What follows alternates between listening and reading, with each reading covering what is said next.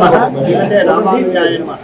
रामभद्रं चतुर्बाहुं सीतालक्ष्मण संयुक्तं ఛాయే కల్పతరు హరి భద్రాద్రి సీతారామచంద్ర స్వామి దేవస్థానంలో ప్రతి ఏడు మాదిరిగా ఈసారి కూడా కార్తీక మాసంలో పునర్వసు మార్గశిర మాసంలో పునర్వసు శ్రీరామ దీక్ష భక్తులు తీసుకోవడం జరిగింది.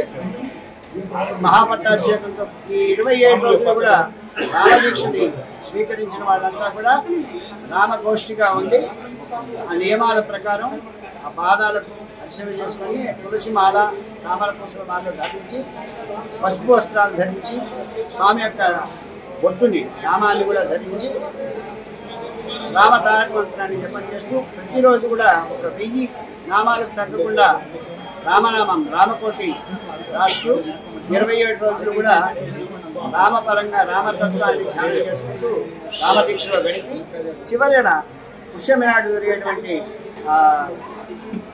విరమణ పునర్వసు విరమణ చేసుకొని పుష్యమి నాడు పైన జరిగేటువంటి వెండి రథసేవలో పాల్గొని పట్టాభిషేకంలో పాల్గొని వీళ్ళందరూ కూడా ఈ రామదక్షిణి విరమిస్తారు.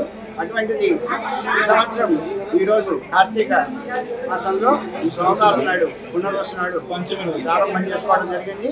వీళ్ళందరూ కూడా నిత్యం కూడా ఒక పద్ధతి ప్రకారం దేవస్థానంలో దానికి సంబంధించిన కిట్ ఉంటుంది.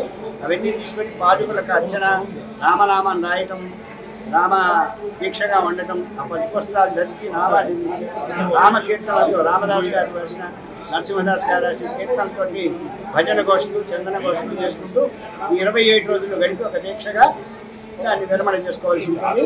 ఇది ఈ రామదీక్ష యొక్క విశేషాన్ని ఇస్తూ రామదీక్షాం రామరక్షాం రామదీక్షాం జగద్రక్షాం శుభప్రదాం శ్రీరామ రామ రామేటి కీర్తనం ధారయామ్యహమని ఆ స్వామి యొక్క వైభవాన్ని కీర్తించుకుంటూ స్మరించుకుంటూ రామదీక్షని అందరూ కూడా కొనసాగించవలసిందిగా అందరికీ తెలియజేస్తూ జై శ్రీరామ్ జై జై శ్రీరామ్.